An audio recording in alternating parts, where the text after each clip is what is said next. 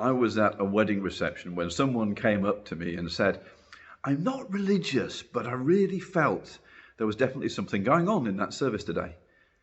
It's a conversation I've had at a lot of gatherings, whether after baptisms or weddings or funerals, and it usually starts with, "I'm not religious, but..."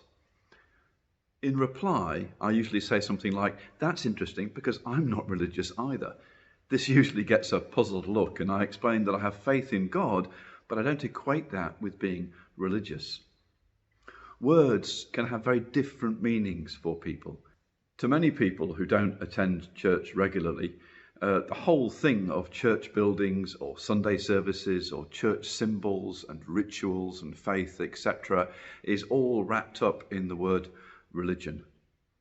I think my aversion to using the word religion comes from the connotations it used to have for me.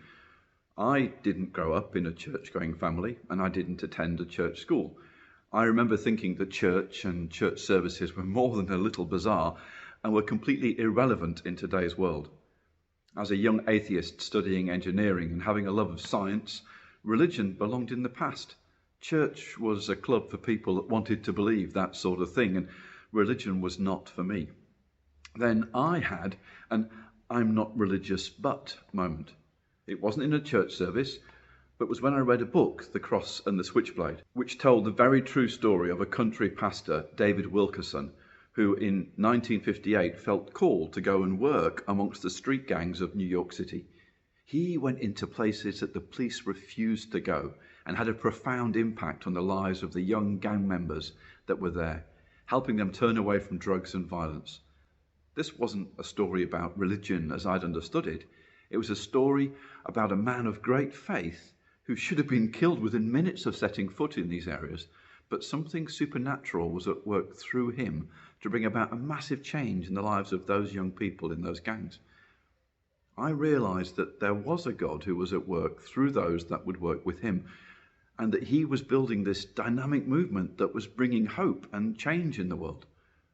And I remember thinking it would be great to be part of a movement like that. So I went to a local church where I was living at the time to find out more. It was just as bizarre as I'd thought, standing up and sitting down at different times, singing hymns I didn't know, interminable prayers, strange robes on the priest, and so on. So I decided again that religion was not for me. However, I was still curious about my new discovery of this God, and in particular this person, Jesus.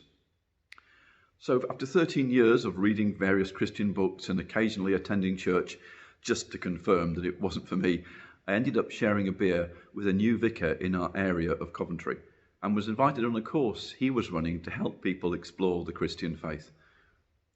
The course helped to resolve various misunderstandings that I had about church and faith and gave me a clearer picture of what church, the dynamic movement, was truly about. Jesus himself was often in trouble because he didn't conform to some of the religious practices of his day, and a lot of his teaching was focused on correcting misunderstandings about God. David Wilkerson followed in the long line of people who've carried that same message, helping to correct misunderstandings about God and building this dynamic movement, bringing hope and change in the world.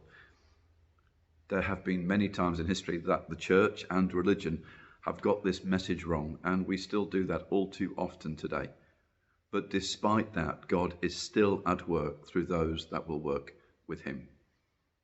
At a time in our world with the crisis caused by the pandemic, growing political unrest, sharp divisions in society, international tensions, and concerns over climate change and pollution, we all need to play our part in one or more of the many different dynamic movements, and there are lots of them, that are working to bring hope and change.